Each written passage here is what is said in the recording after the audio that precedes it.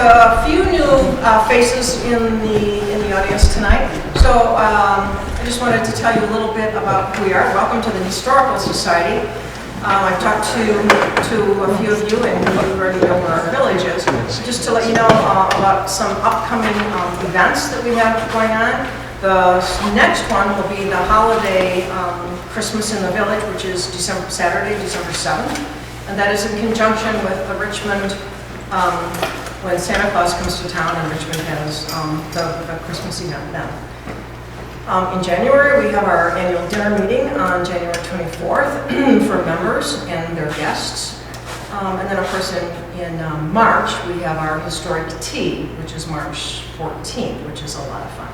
So if you'd like any more information on any of those events, I'd be glad to talk to you about it after the program. And I also have newsletters, our current newsletter for you if you would like a copy of that and information about the village. I would also like to recognize in the audience tonight the board members who are present.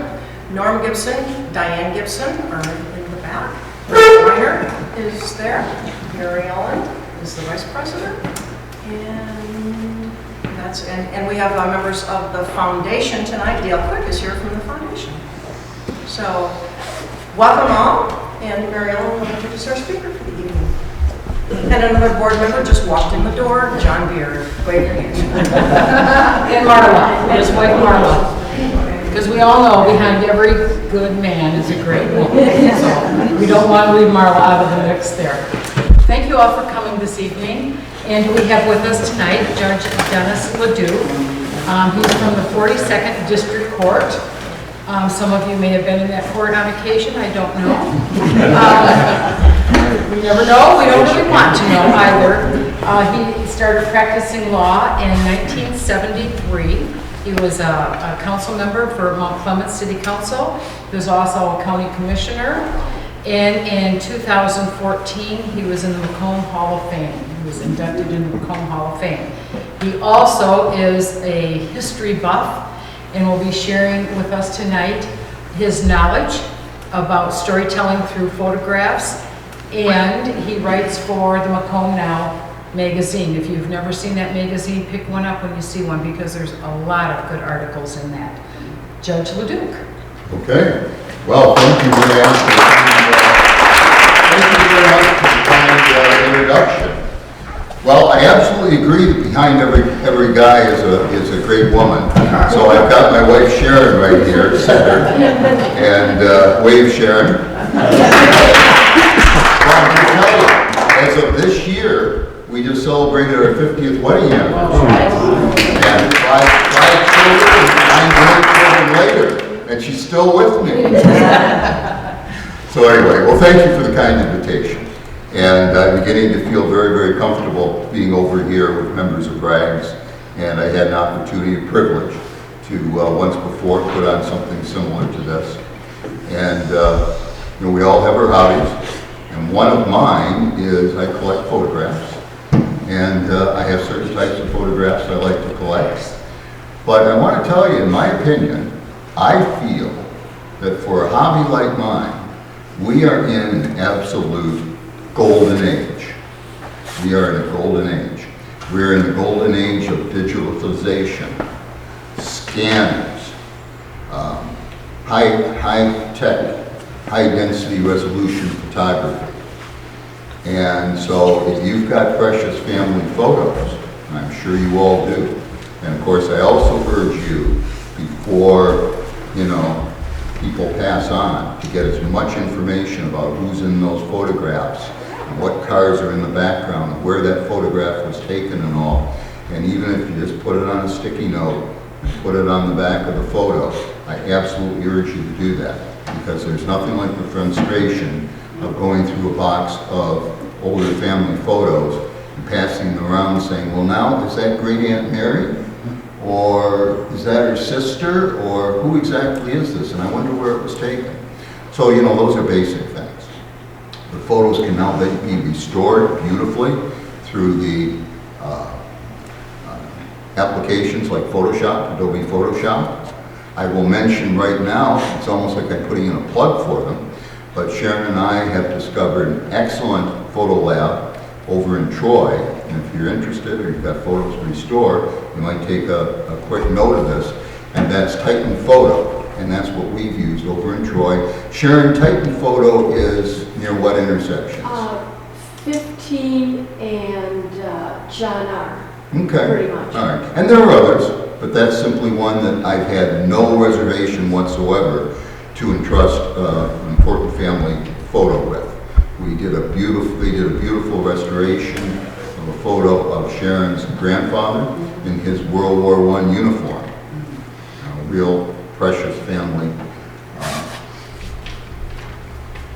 So anyway, Mary Ellen, can we have the first photo of you? Yes, sir. Well, okay. Now I've got my pointer. Now can we douse the lights a little bit? Okay. All right.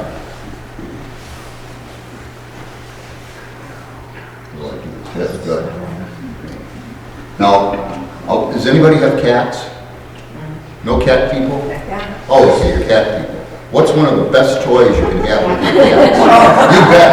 My daughter's cats would leap halfway up that wall if I was, doing this. Yeah.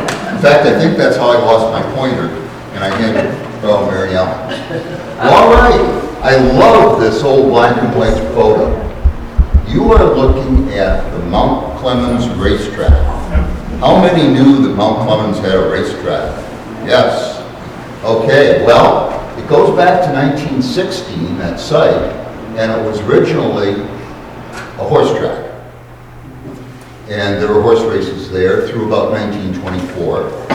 And briefly, there was some auto racing in the 20s, and then it was abandoned. And it went back to scrub and woods and so on. And the Stubbs family bought it originally as kind of a private hunting preserve for them. And they never really did much with it. Now we're talking about the property that is right at what I would call the northwest corner of I-94 and North River Road. You think of it as basically Gibraltar Trade Center, which is no longer Gibraltar Trade Center. And I'm told by my old friends in Mount Clemens that guess what? It's going to be a large marijuana grow operation. How times have changed, haven't they? Well, all right, though. This picture is from the spring of 1953. The Stubbs family did build the track.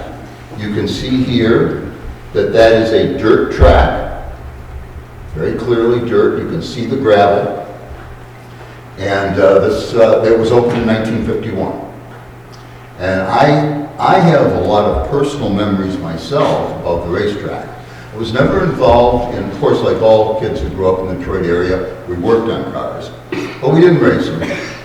But when Sharon and I first came to Macomb County, and we're talking almost 50 years ago, we had one of the old historical houses. No air conditioning whatsoever. So, like on Friday and Saturday night, we'd be laying there with the windows open, and you knew when these cars came out of the curve, and they went into the straightaway, and they really laid the pedal down, and you could hear the roar of the engines. And so they would kind of sing you to sleep, or not. Anyway, you can see the dirt track. You can see, and I think he's got the checkered flag, but it's just blocked. And I call this Start Your Engines. And now you notice that most of them don't have headlights. But of course it's a gravel track, and this one's not going to keep its headlights very long.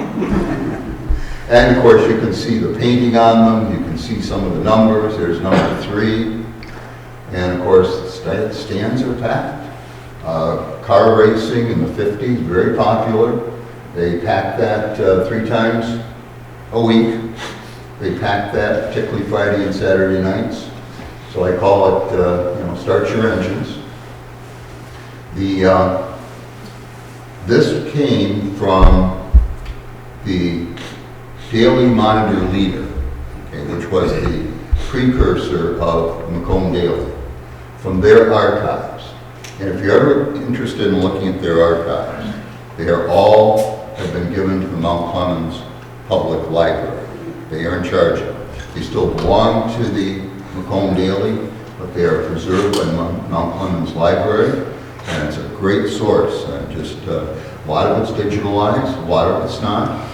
You can get access to it. You can go through photos, and you can take a portable scanner with you. They won't let the photos leave, but you can take one of these now portable scanners. This is why I say that it's really a golden age for people like myself that want to collect these photos. And of course, I could find a lot about this particular race from the article that accompanied it in the Macomb Daily, or the old Monitor Leader.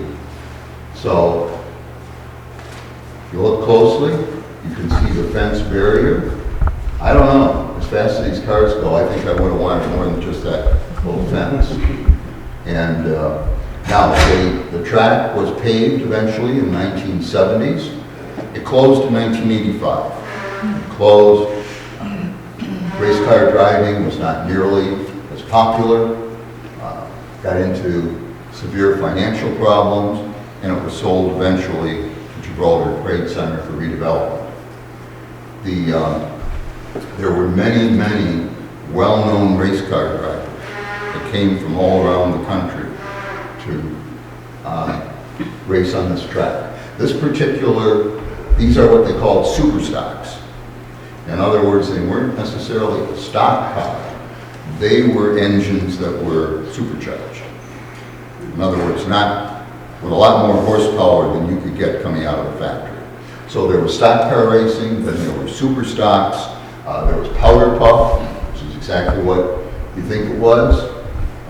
Definitely all the big powerful cars, it was a man's hobby. It would not have been accepted for a woman to be in it at the time.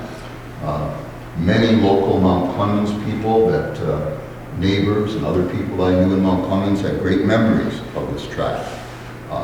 Sneaking into the track through the back as kids, going into the pits or volunteering in the pits to help work on the cars.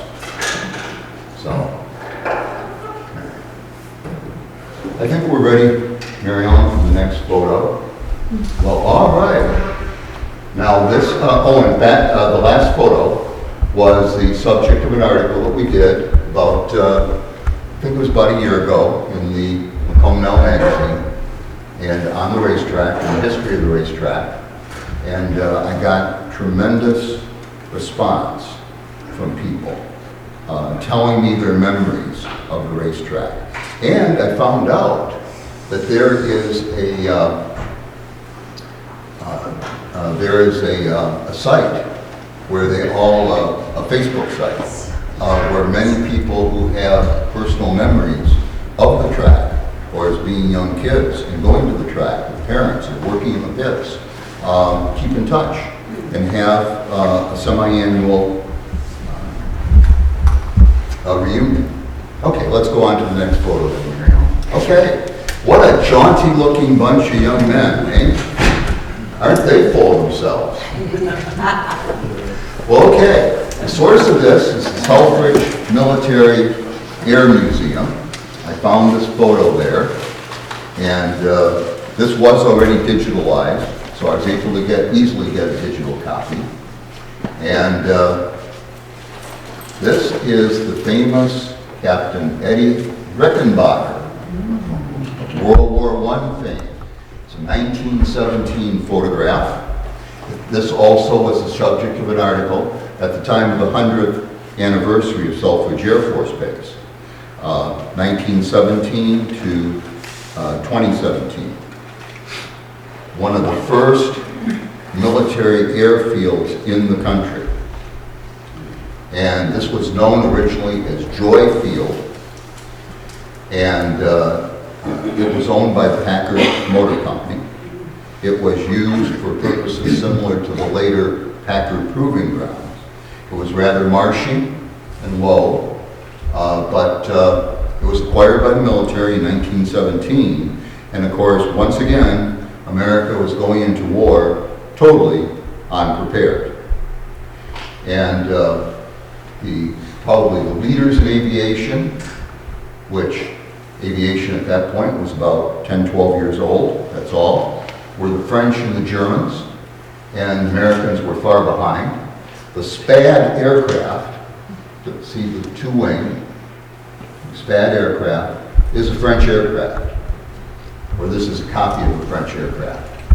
And this was the 94th Pursuit Wing.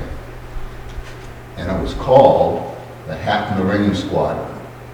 And there's their hand-painted symbol on the side of the SPAD. Now, Rickenbacker was the leading ace, American ace, of World War I. He had 26 confirmed kills. He had the Distinguished Cross and the Congressional Medal of Honor. He did survive the war. This was not a particularly safe profession, believe me. And they saw service in France. And I always thought that this photo, well, because the 94th Pursuit Squadron was after the war stationed at Selfridge Air Base. And I always thought this picture was from Selfridge. And the Selfridge Military Air Museum led me to believe that it was, at least what they knew about the photograph. I eventually found this photograph again in the Library of Congress digitalized collection, which, by the way, is online, and it's fun. Go into the Library of Congress and anything you're interested in, from their collection of Civil War photographs to, the Pioneer West and all. And I found this photograph. It was taken at a French aerodrome, as they called it, very near the front lines. You notice the high lace boots. And if you look closely, and of course, because we blasted these up, we don't have that great resolution, but there, and there. Just like, we know, just like the old movies, they got their cigarette in their hands. But I was thinking that considering all the, as they called it then, petrol that they had, gasoline, I don't know, that didn't look very safe to me. But you can see in back there the open cockpit, the engine. You can see the propeller, and I just love this photograph. And so when I say that I like to collect photographs, very interesting to have historical buildings, and we've got some lovely pictures here that Rag's got. And of course, I know why they want to do these, because it is what Richmond looked like. And I certainly collect that photo, but this is the sort of photo that I like. I mean, you could start telling a story about this photo, couldn't you? I mean, here they are. Maybe they've just come back from a really dangerous mission. They're all gathering, they're all happy, they're all going to head out to the NCO club, I don't know if they had NCO clubs at that point. But, and jaunty, and with their cigarettes in hand. But tomorrow morning, they go back out on the most dangerous patrol you could possibly have. I mean, you're flying one of these things, that's canvas stretched over wood frame. So you're flying around in that rickety plane. So I think they're going to enjoy themselves tonight, and then they go back and do it again tomorrow. Okay. And by the way, if at any time anybody wants to ask questions, I love questions. So, okay. Are any other pilots identified in that photo? Yeah, I've got all the pilots identified. I'm sorry, I did not bring that with me. They are all identified, and you notice, by the way, too, there, over there, they are in their dress uniforms and they have their medals on. Yes, they are all can be identified, and they all flew with Rickenbacker in the pursuit squadron. Okay. Any other questions? We move on. By the way, were there any questions about the Mount Clemens racetrack? I was not asking. Yes, ma'am. I remember probably in the late 60s, early 70s, going to that area, and there were drag races there. Well, yeah, they did. Was that in the same area? They didn't have any bleachers or anything like that. Well, right next to that, there was an area that they did drag race. But it was Well, right next to the Mount Clemens. It wasn't racetrack. just drag race though, they had stock cars too, but they went in a circle if I remember right. Yeah, there was a quarter mile and a half mile oval, both. Now, the picture that you saw was going to be a 150-mile race, and so 300 times around that track. Didn't they have a demolition derby at the time? Yeah, I Pardon? remember that. Oh, they had a lot of things. They had, like I said, the powder puffs, the demolition derby. I'm not aware of the drag racing, but perhaps that was on the other track. I mean, whatever would bring a few people in and would But bring that in was- some revenue. That was that same area though, right? Yeah, that's right. And then after it closed in 1985, there was a very popular area as people go in with the four-wheelers and all, and race around with them, and the kids, and the motorcycles. Okay. Now, Yes, I sir. don't know if you know it or not, you're standing in, about the backstretch of Richmond's auto track. Oh, The really? auto track, right here. Okay. Well, and I can remember the auto track that was up in Jetto. Yeah, Well, you know what Jetto is? Okay. I went there a few times with my dad. Motor City Speedway at 8 Mile Senior. Yes, that's right. Oh, it was a big thing. And this was a great motor town, great auto town. And that's why I think we still have so much restoration and showing of the classic cars. Because people, that's what they grew up with. And either they themselves or their moms or dads or whatever worked in the factories, worked on cars all the time. At least my mom said that she knew where it was, where we were when we worked on the old cars. My brother's first car was a 55 Chevy and mine was a 55 Pontiac. Of course, that was about 1965 and we bought them for $35 a piece. And of course, my mom couldn't grow any grass in the backyard because it was too oil soaked. We didn't have the same ideas about pollution that we do. Okay. All right. Okay. Anything else about Captain Rickenbacker and his? Okay. Well, I had to bring this photo with me. This also was a photo that I used in a column, and it was a winter column in Macomb Now magazine. And as you can gather here, it's the East Lenox Ice Company. And that's January 29th, and it just kind of cut off 1907. And this is Zolke's Tavern in Muttonville, which of course is now part of the city of Richmond. And this was kindly provided to me by Rags. And now you look at this photo, and how many people feel like I do that this is a posed photo? Yeah, I think it's posed, don't you? I think that whoever was taking this photo, and I think you can see their flash in the bar mirror back here, you know, said, all right, gentlemen, look at each other and toast with your glasses. How about that? All of these people can be identified as well. And this is Big Bill Zolke, who owned the tavern. Interesting details in this. Well, like right there. Can you read rye? R-Y-E, rye. And the heavy wood bar. Mary Ellen, is there any way to move that up a bit and get a little more of the bottom of the photo? Because we've lost something. Our grandfather used to know. Really? Yes, Tell me. right down there with a big high forehead, that's Alan Schwark. Right there? Yep. Okay, terrific. And I think the guy behind the bar used to be our Uncle Charlie Stecker. Over here. Oh Yep. my gosh. Okay, now the photo identifies this gentleman as Stecker, and this one is Zolke. Yeah, that's the. Okay, Oh, all sorry. right, let's To the go back. left-hand side. Mary Ellen, let's go back. Okay, well, There's my cursor. I lost my cursor, sorry. okay, no problem. Yeah, Okay. that is Are we going to cursor, get a little bit cursor. more at the bottom of the photo?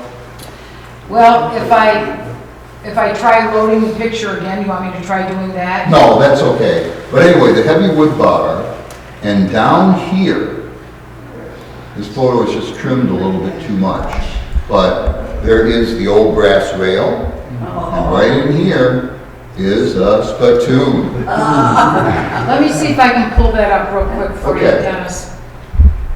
Well, you forgot to point out something else, Judge. Pardon? What? Upper corner, above the gentleman. Oh, you mean the bar picture here? Yeah. Oh, yeah. Very typical of the old bars. And the fact that the bottles are quartz. Yes, yes, that's right. And of course, here we've got a cigar and the handlebar mustaches. And you know, some of them still have their heavy coats on. I called this picture the ice cutters. They're supposed to have been cutting ice for the East Lenox Ice Company on a pond called Pound Pond, north of the city. And of course, I can picture this as a cold, January, crisp night.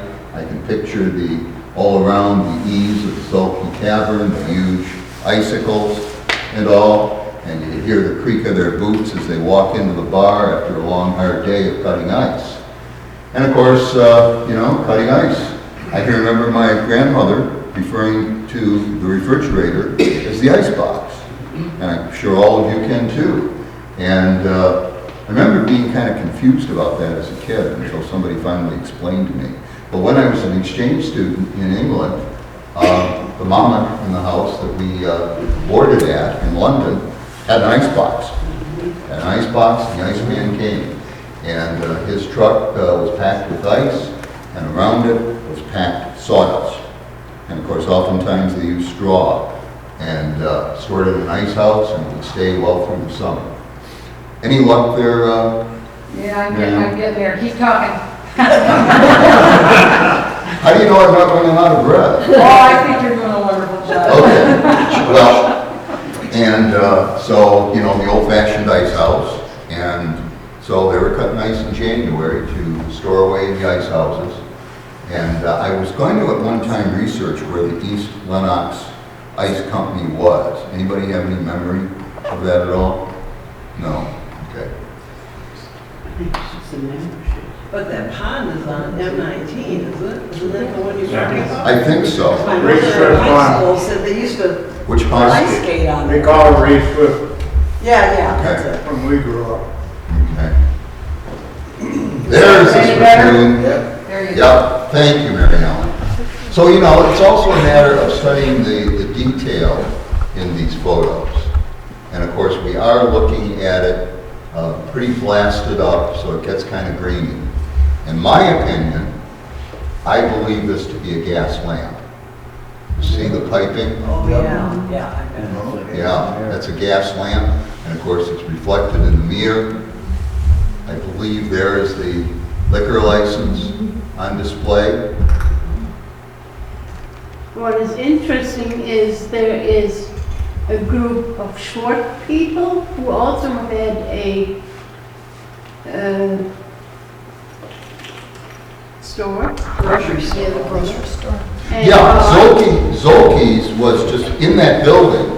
Zolke had, eventually there was a gas station, there was the tavern, Yeah, and the there was store. there was a grocery store. Next You're door. absolutely right, ma'am.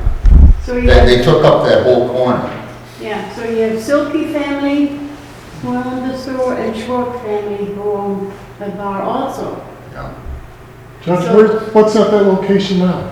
We talking Burger? Yeah, where? yeah, this is, this was Martinsville. Oh, you mean Everhart's, Was that the same building as They Eberhard's? rebuilt it in the 40s, Zolke did, and Really? then he sold it to Eberhard, and Yeah, Yeah, what a shame that was torn down. it's correct. very stupid. Killed me. Dennis?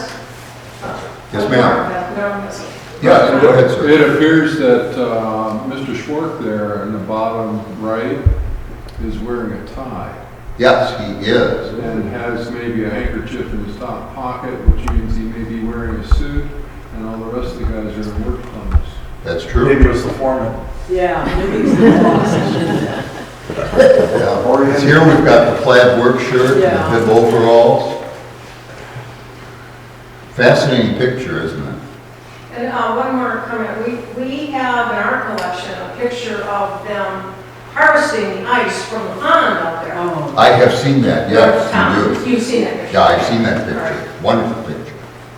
Yeah, oftentimes you'll find pictures that are in a series and they can tell a story. You know, you'll probably find a picture with these same men out there in the pond cutting ice. So how did you find out who all these men were? Obviously, some of their relatives are here, but how did you? I found out through rags.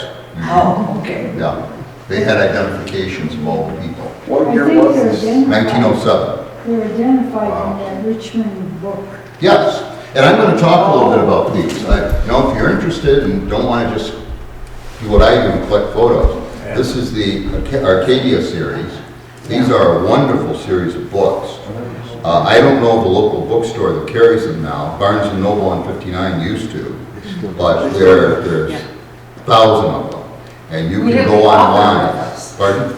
Norm is the author. We have our author with us tonight. Very good. My compliments, sir. Thank Very you. much. Excellent. Excellent. The bookstore in Hall does carry them still, sir. Pardon? The Hall Road Bookstore, Mhm. they still carry them. Oh, really? Okay. You can also get them, I believe, Amazon Prime. Yeah, you can go online and you can see the whole collection. Yeah, It's just they're- a huge collection. And, yeah, they will give you a lot of background. Most interesting.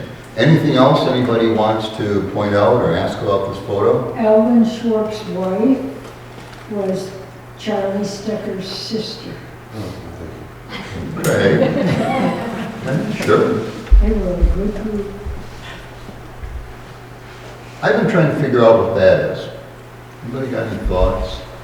Is that his hand? Yes. Okay. Yeah. That's his left hand. Yeah, So he's toasting with the. Okay, I can see that now. Okay, he's toasting with his right and that's his left. It looks like they're sitting on like small barrels or something. They are, yeah, they are. Oh, yeah. Cheap It's on the furniture, left, beer you can see barrel. that. Well, yeah, you can see the barrel down here, and of course, that's one of the other reasons that I thought, besides it just catches this moment when all the glasses are clinking, that this was a posed photo. Well, wouldn't it have to be posed if it Because wasn't? of the it early would be form blurred. of photography? Yeah, Yeah, very possibly. Yeah. Well, the other, Your Very Honor, possibly. You're not shooting it with high Right. speed.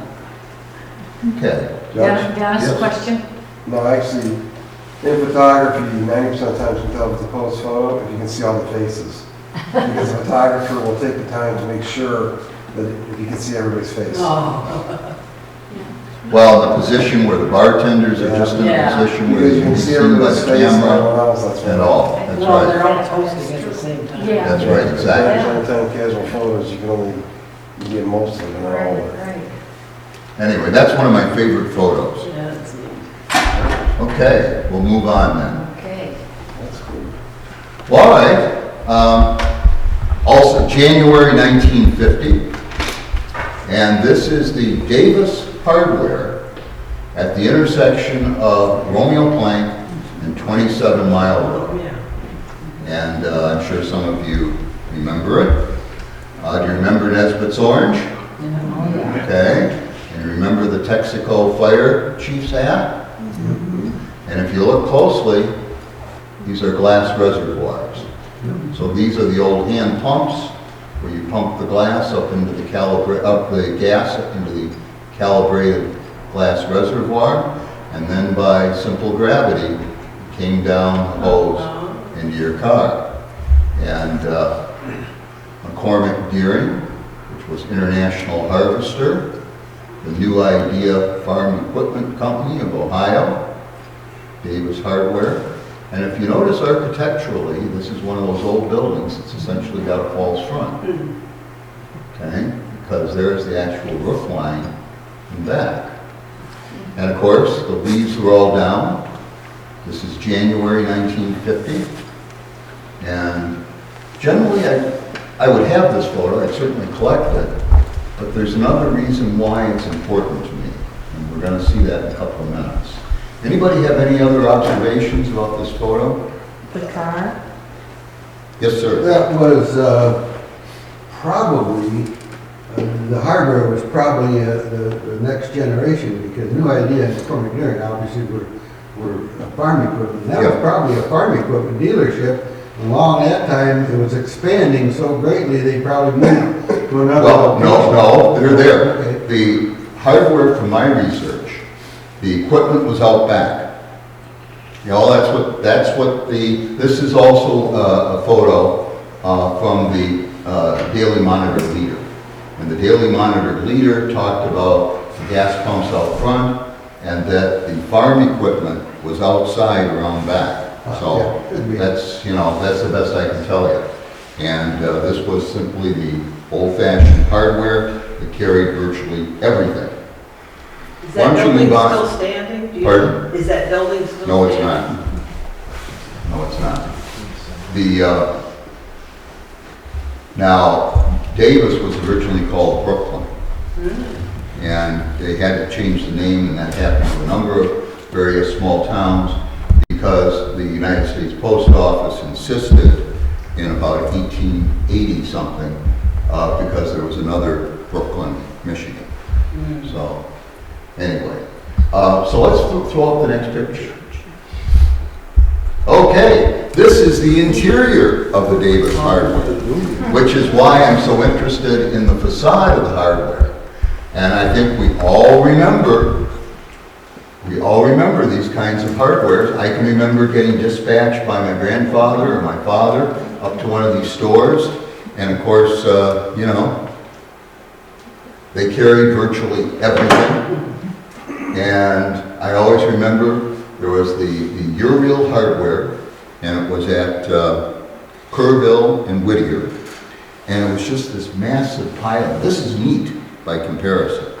And I'd be sent up there, and in fact, at some point, when my grandfather had one of the first Polaroid cameras, they'd take a picture or whatever, the plumbing part or whatever it is they wanted, and dispatch me up there.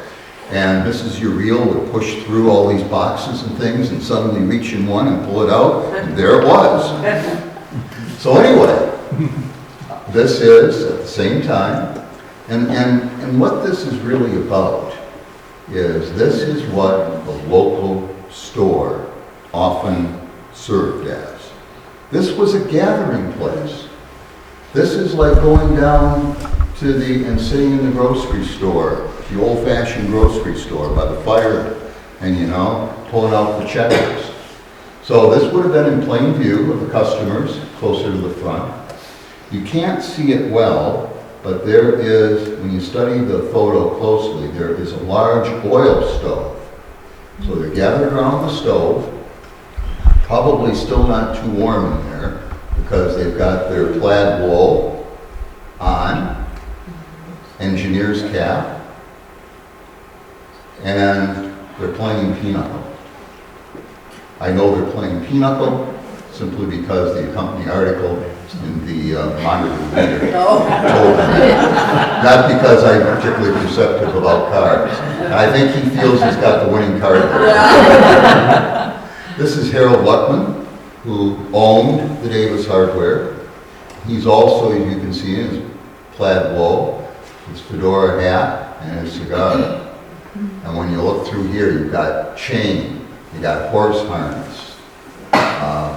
Look at the brooms there, and then look at all the canvas. There's motor oil right there, cans of motor oil, and electrical wire, and on it goes.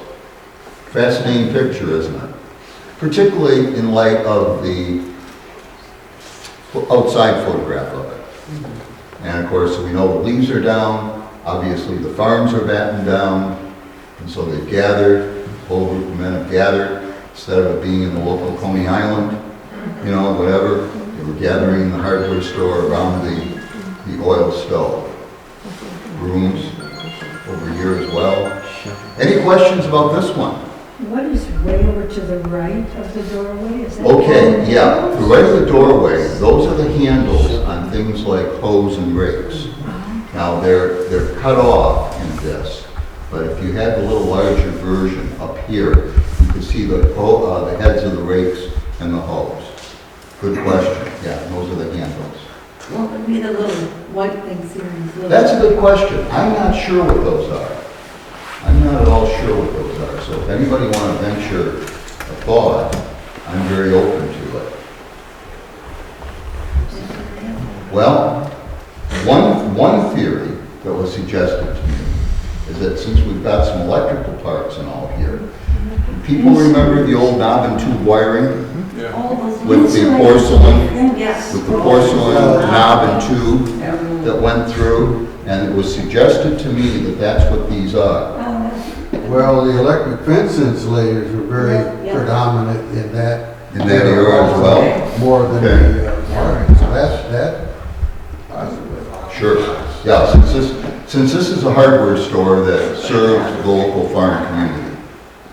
I'm kind of curious with the, I think it says Union, Yes, it does, Union. is that a, No, it's a tobacco advertisement, the Union Plug Cut Tobacco. Oh, really? Okay. All right. I'm kind of curious. What's on the guy's shirt, the back of the guy's shirt? Right here? I'm not sure. I'm not sure. That's something sitting on the table in front of it. Yeah. Bag, it was a paper bag. Oh, I see what you're saying. It's not on the jacket. That's actually on the counter. That's right. Okay. Sure. And the V on the oil can is probably Valvoline. That's Valvoline, exactly. That's Valvoline. Exactly. And various canned goods there. And the Stephanie's horse arms, chain. Gaskets. Various sizes of gaskets. Well, I learned something. I had been wondering what the Union was. Okay. I should have realized. Any other questions about this photo? Okay. Exactly the kind of photo I like. It's telling a story. So these men, you know, have probably worked in the morning, but it's the leaves are all down, the farms are quiet, and gathered around the stove. So not like the auto place now that you go in and they look on the computer Yeah. and say, oh, that's back, and they, you know, go That's back right. and get it, and then go back and they say, oh, we got one left. Yes, that's right. They know they've got one left even before they go in the back, Yes. because the computer says they've got one left. That's right. It was probably a little less controversial saying I'm going to the hardware rather than going up to the tavern. That's right. And it's definitely better to say I'm going up to the hardware for a little bit than saying I'm going somewhere to play cards. Right. Yeah. Don't you think it's unusual, though, that somebody happened to take a picture of this everyday occurrence? Well, there was an article. The article in the Monitor Leader was a cultural article about the diminishing small country stores. And there were, in the area there were still some left. And how the country store was often the social gathering place. You know, So for maybe coffee, somebody for took cards. pictures of it. Yeah, so I think in some ways this is probably a posed photo too. And see, one of the reasons it makes me think that, the money's off the table. One of the other things that I wonder about is where was the photographer standing? Or, I mean, that's a... I think, yeah, he's clearly standing on crates or barrel or something. He had to climb up on something. Yeah, he did. They sold ladders. He did. Probably got one of the small ladders, because he's probably at the angle, because I'm assuming the gentleman Right. is standing up to be 5'6", 6 foot. And you know what, just, Think about that. I think you're absolutely right, yes. And here, I want you, one of the comments I'm gonna make is you will be amazed. Now, look how we're blasting this photo up, right? Think about the quality of the original photo. But you know, those were hand-ground lenses at the time. Most of, like, if this was a press camera belonging to a photographer from the Daily Monitor Leader, that camera was probably produced in either Germany or Sweden. And hand-ground lenses. And you could get sharpness. Now, I've got a very good Nikon, and I use that for some things. But if that's a quality German camera, the sharpness of the original picture would startle you. Because you still, with computer tolerance grinding, you really can't produce better lenses than some of these. The Leicas, the Exactas. You know, this is not being taken with a brownie box camera. No, it's probably. Although those photos can be interesting too. Are we ready to move on to the next photo? Okay. Aha. Fraser. I'm not certain of the date. My guesstimate is probably the 1920s. This is, back here, the Steffens lumber mill. If you look carefully, you can see the stacked logs. And of course, that's not wheeled, it's a sleigh, it's a sledge. Friends of mine, much more knowledgeable about horses than I am, tell me that these are Clydesdales. And look at this interesting guy. He looks rugged, he almost looks like a Russian Cossack, doesn't he? Look at that, you can see his beard, and he has the reins, and he has the whip. There. You'd be hard pressed now to be able to cut logs of that diameter. This gentleman, and of course they've got their big boots on, that is what you call a peavey. P-E-V-E-Y. Hooked here, spiked there. You could grab hold of the log and you can roll the log with it. And any lumberman would recognize that immediately. Michigan, of course, was so heavily timbered. The hardwoods in the south and southeastern Michigan, and the enormous virgin pine further north. Tremendous amount of lumbering that went on. Interesting. They tell me that the timber that was cut in the state of Michigan created more fortunes and more wealth than the entire California gold rush. Isn't that something? Could be. Yeah. And of course, when you go down to some of the great old places that are still there in Detroit, like I don't know if any of you are familiar with the Whitney. Oh, yes. Yeah, the Whitney. Yeah, that was lumber baron money. That predated auto baron money. That was lumber baron money. So they posed here, stopped and posed for a moment. The logs are going to the sawmill. And this was in Fraser. And now part of the reason too, winter picture, logging actually was primarily done in the cold winters. You've got much harder ground to bring this kind of weight. And one of the problems with dating this photograph is that even well into the 30s and 40s, it was done with horses. Considered much more stable footed with this kind of weight and with a sleigh than at least the mechanical equipment that was available at the time. So a lot of this was done, and of course the horses were able to go through the woods if they weren't clear cutting. So, anyone want to ask some pictures about this? Yes, ma'am. I believe the horses are Percherons. Percherons? Okay, Percherons. Are you a horse person, ma'am? Okay, then I take it. Now, they're very similar, aren't they, Percherons to Clydesdales? They're Percherons, they're not Clydesdales. They're Percherons? Okay. Now, how are they distinguished? Size for one. Yeah. Size? They're black or gray or white. You know, the older they get, they turn white. Clydesdale is a day. Okay. Now, I understand the Percherons were some of the ones that the armored knights rode because they were so strong. Are Percherons Belgian?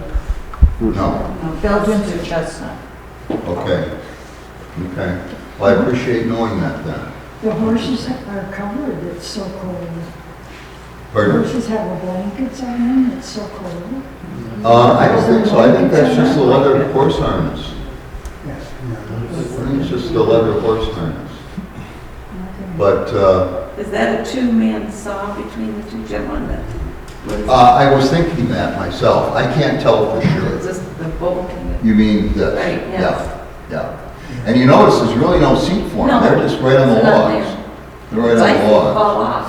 Yeah. How did they get them up there? They had to be pretty, I suspect that being woodsmen, they've got cleats on these boots. You can't see here, but it looks to me like he's got cleats. And of course, they go up these logs just like they go up the tree to top it. before they fell the rest of I the think she tree. meant how did they stack the logs on top of there. Pardon? I think she meant how did they stack the Oh. logs on top of there. With, Carefully, that's how they did it. well, They had they pictures have too, but it took more people. a couple of smaller ramp size or poles, and you put the lower layer on, then you put the poles up and roll the next layer and so on. So you, okay. There were no That crane makes to lift perfect these sense to things. me. And then you notice that the sled, there's the front and back with basically a tongue groove axle in between. I have pictures of the family pictures just about like that. Yeah. Now, of course, Fraser was a German community. George Steffens was born on the Rhine in Germany. He came to Michigan in 1854. Anything else anybody'd like to observe about this or ask?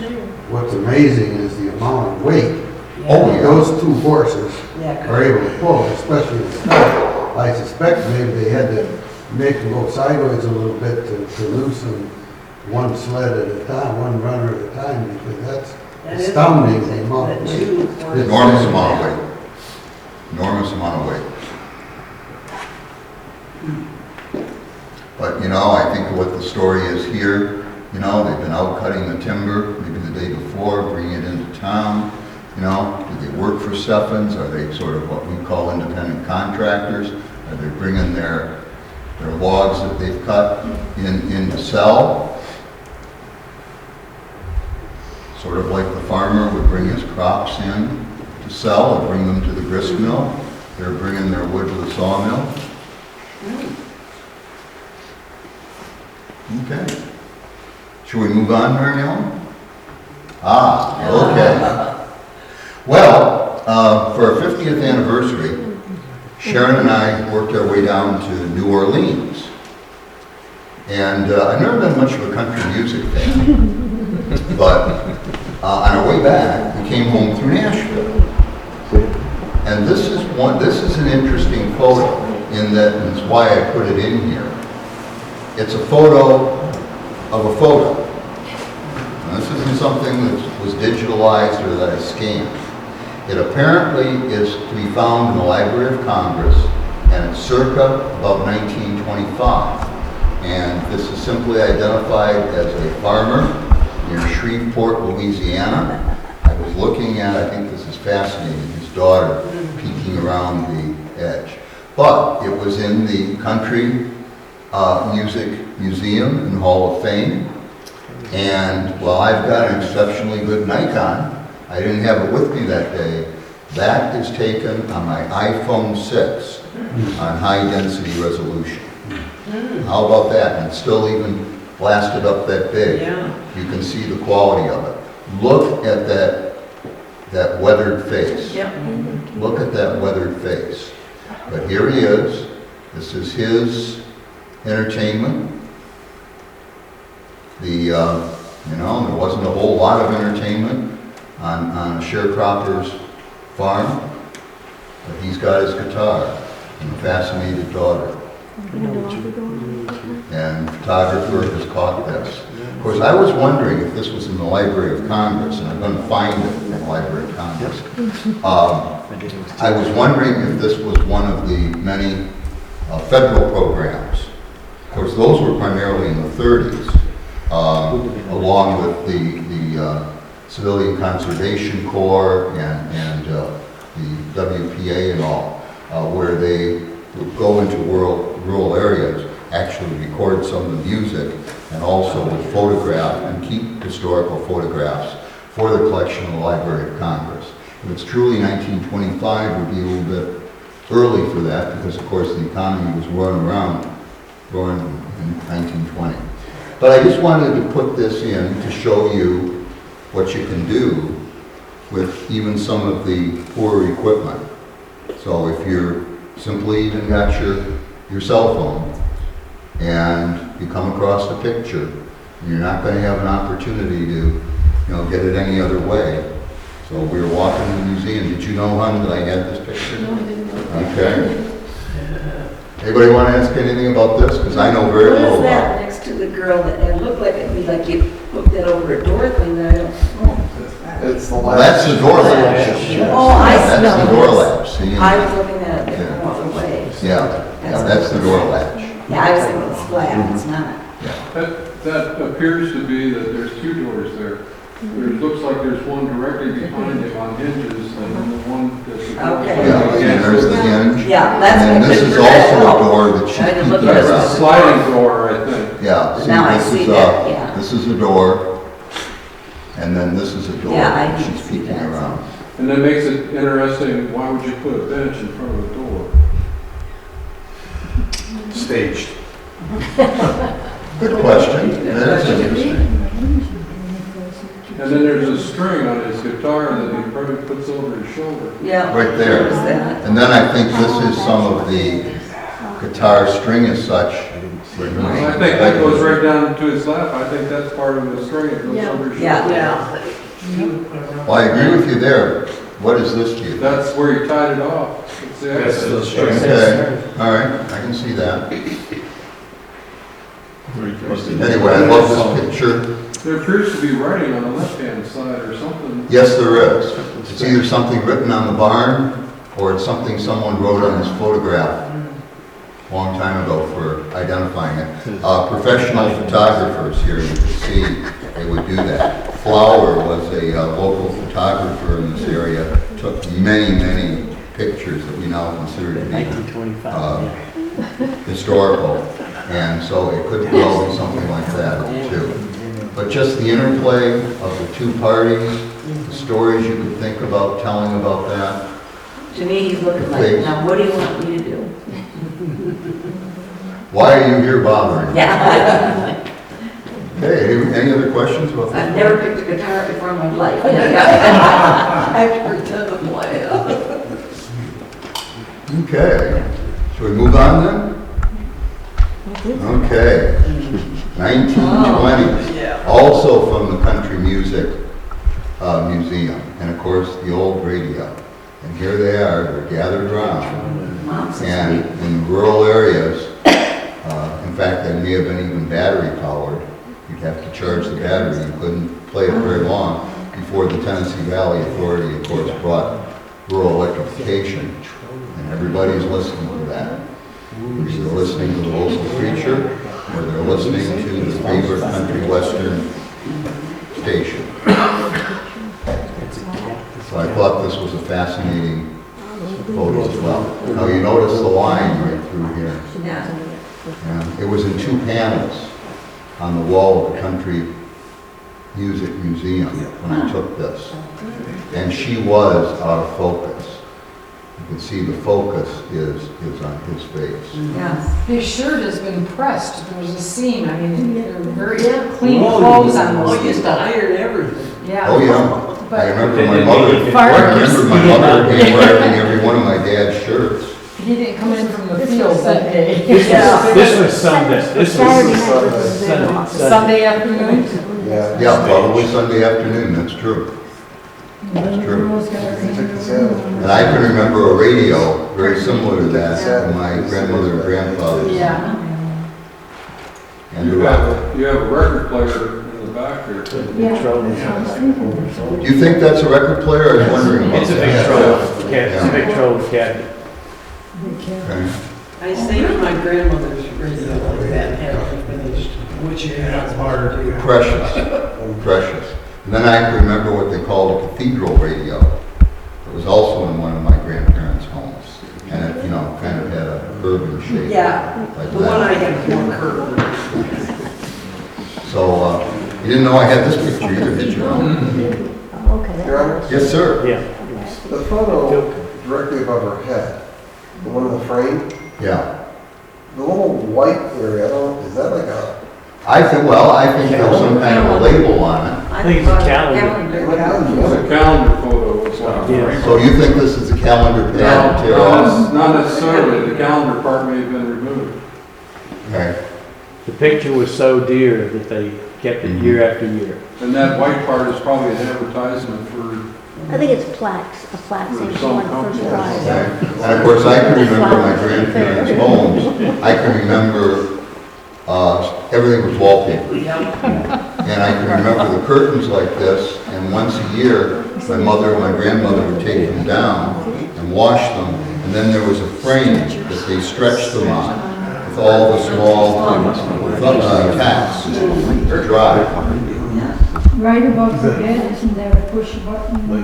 I think that's a push button, yes. And probably old, so maybe it is electrified. Yeah, you're right. The house is electrified, and you probably had knob and tube wiring, right? Well, at the Davidson. Lampshade. Yeah. The lampshade, when you turn the light on, the lampshade would show you some kind of pictorial scene. Yeah. Through the shade. Mississippi. So anyway, I've added this to my collection, and that's how I got it. Now the chair right over to the right's got rollers on it. So Yes, it does. that into a desk? They have rollers and chairs and they. No, I think that's just a side chair. I think that's the back of it there, the arm. Really? That's not necessarily rollers, that's a, that's like ball foot. Oh.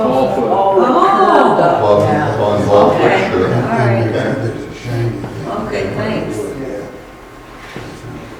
So that's all I had in my collection. I just wanted to point out that you don't always have to be scanning things. You don't always have to be carrying around a Nikon or a Canon with you.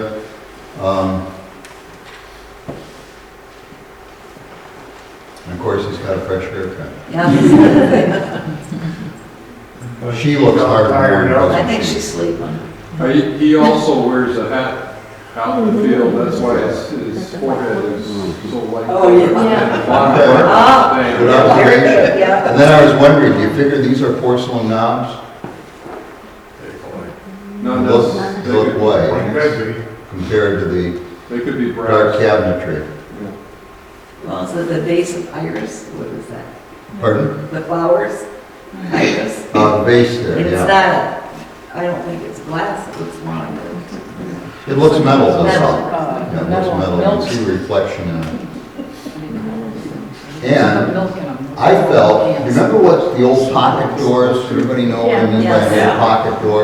That's what that seems to me to be. That's a pocket door. Yeah, okay. But see all the detail, and you start talking about photos, and you start looking at them, and, you know, sometimes you got out your magnifying glass, literally, your jeweler's glass. And look at the little girl with her hand over the mouth. She's got her hand over her mouth. Yeah. I think it's a Sunday evening after everything's done. Look at the white forehead of the man. Yeah. What is he looking at? The radio. Well, you had to stare at the radio. Where's the noise?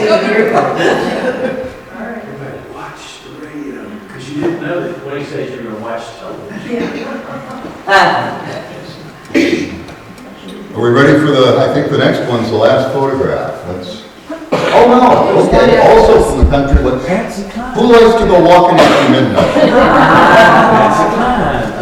Well, walking after midnight, I better not sing. The only else is good. Only in the shower and only if nobody else is home. Patsy Cline. Died tragically at 29 in a plane crash. Yeah, what a voice. And I've always been a great fan of Patsy Cline. So I took that one too. No, that's all 2 pieces. Yeah, that's the last one that I had in that museum. And same thing, taken with an iPhone 6 on high density resolution. Remember that photo on? Yeah. Okay, and then I think the next one's the last one. Like the lady, isn't she? That is my paternal grandmother, circa about 1900. I'm one quarter Polish, and she's my Polish grandmother, Frances Glaza, G-L-A-Z-A, raised in Bay City. And this was a picture that I was always very fond of, and it belongs to my brother. And then I had the opportunity to get it scanned, and so now everybody in the family has one. So I just brought it along with me to show you what can be done now. As I call this the golden age of photo collecting, because you don't have to own the original. And I hope all of you will consider doing things like that, and sharing your photos that you've got, all your other relatives, and your children and your grandchildren. 1900. Quite the outfit, isn't it? Looks very beautiful. Now, are those just the pleats or are those buttons? No, those are pleats. Those are the pleats? Well, the pleats, right, with the button. Were they wealthy? That's what I was thinking. No, not at all. They ran a grocery store. They ran a grocery She store. appears to me to be that. Yeah, wealthy, it that looks like. of yeah. money. Well, Her coat. no. I think though that was probably the best outfit she had, and she had one outfit. Beautiful. And of course you see a background like this, it's So this taken was in the taken in the photographic studio? studio. Yeah. Turn something on. Yeah, it's taken in the photographic studio. What I've been trying to study, and I'm not sure, sometimes I think I see it, and sometimes I think I don't, is whether or not there's a wedding or engagement ring on her Looks finger. like it. Really? I think it does to me. I think it does. I think it's there. Yeah. And if it is, then it really confirms the 1900 approximate date. How old was she at that time? 20s, early 20s. Do you remember what her birth date is? 1880. I'm sorry I just didn't bring that with me. I've got it all written down. Was she born here? Pardon? Was she born in the U.S.? Yes. Her parents were born in Poland. Her parents were born in Poland, near Danzig. And we've been doing some genealogical work, or a friend of ours has been helping do some genealogical work, going back to Poland. It's a very striking photo. Isn't it a striking photo? You can see why I wanted my own copy of that. So I urge you to consider doing these things. And that's really I'm just sharing with you tonight my own hobby, and I hope maybe some of you will, since this is, I call it the golden age of collecting photographs, I hope that some of you will take up the hobby as well. I suspect you already have. Yeah. Anything else anyone would like to talk about tonight? Yes, ma'am. So how do you find these, I mean, this is family, but how do you find these interesting photos? Well, You could actually go to the library and look through a lot of... Yeah, all the local historical societies, for example, the one photo that you saw from Zolke's Cavern, I got through rags. There's a tremendous collection now that every year there's more and more photos that are digitalized from the Library of Congress. Just go right on your computer and go to the Library of Congress and go to the photo collection. It's fascinating things. The West, very early photos, glass negative photos. As I said, if you're interested in Macomb County, there's a lot of photo collection is down at the Mount Clemens Library. It's all the old newspaper ones that have been entrusted there. That's a good source. Michigan Historical Society. Is that online? Yes, they're all online. Now, one of the great collections in our area is the Burton Historical Collection at the Detroit Public Library.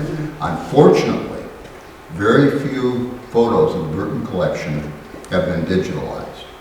You have to go down there and start going through photos. And believe me, without them being digitalized, that's several days in the library.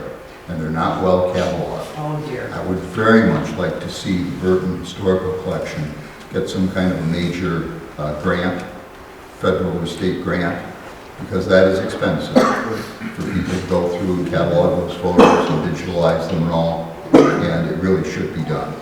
But it's a tremendously valuable collection. So you have gone to the Burton section?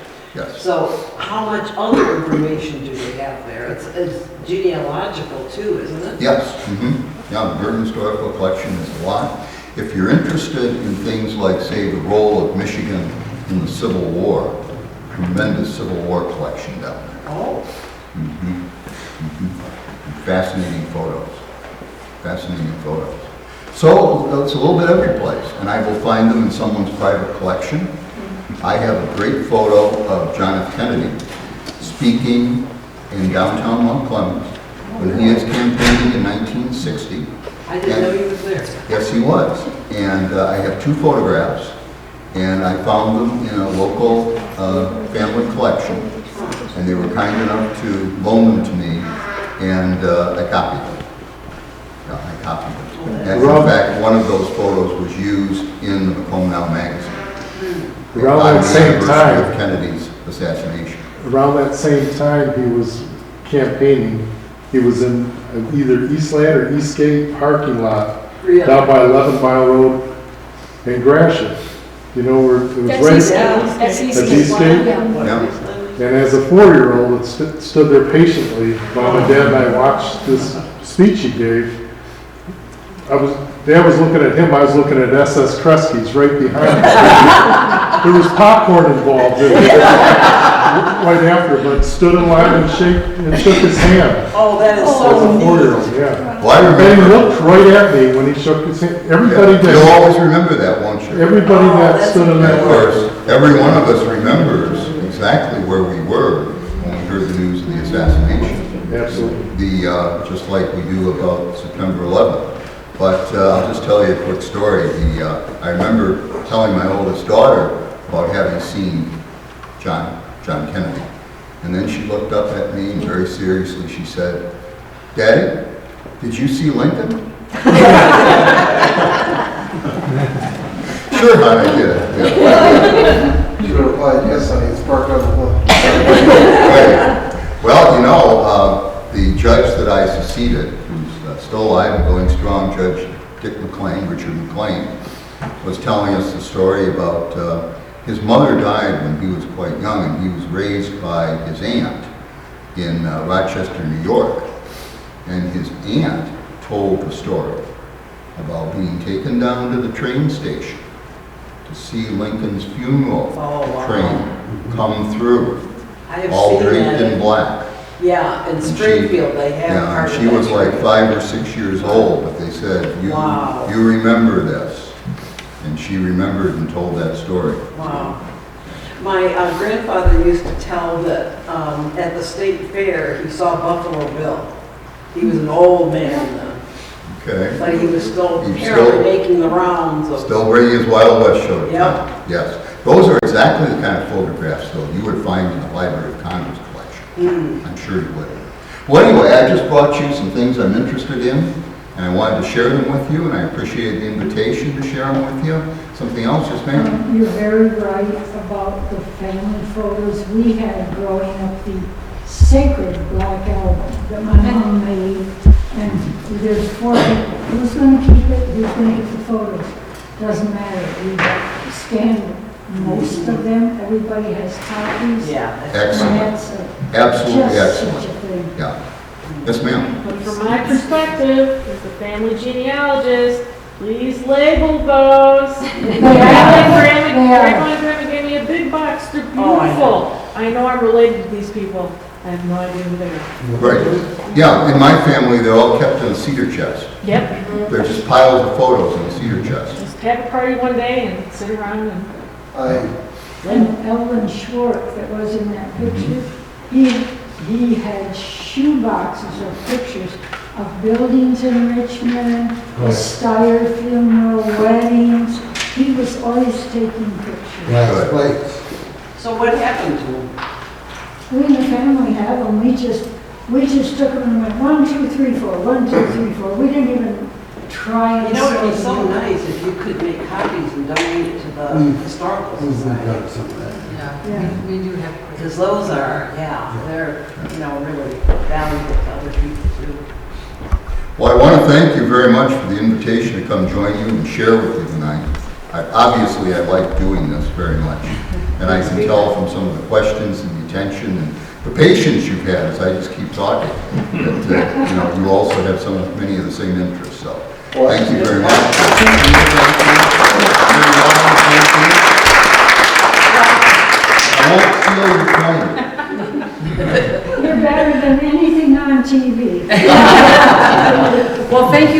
joining us this evening. And thank you, Judge LeDuc. It was extremely interesting, and we can feel the passion that you have Well, for your and research. see now, through the magic of this, you've got copies of all the photos. Absolutely, absolutely. I know we have some new people here tonight that haven't joined us at some of our previous programs. So thank you for coming tonight. We would love to have you become members. We're always looking for more members, and we have a lot of events and programs that go on throughout the year. We would love to have you join us. We love our new people. We have some forms at the back if you're interested. And thank you again for coming. Enjoy the rest of your evening.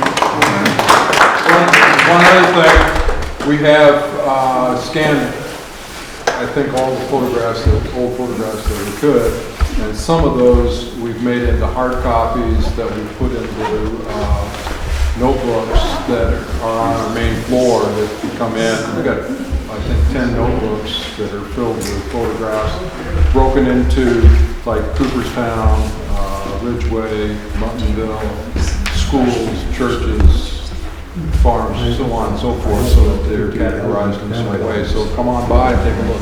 Oh, another thing too, Norm, I'm sure you would be willing to do this. If you happen to purchase the book on Richmond, of which Norm was one of the authors, you bring it by the Historic Village on Thursday. Norm is always there. He'll put his signature in that book. Thank you all for joining.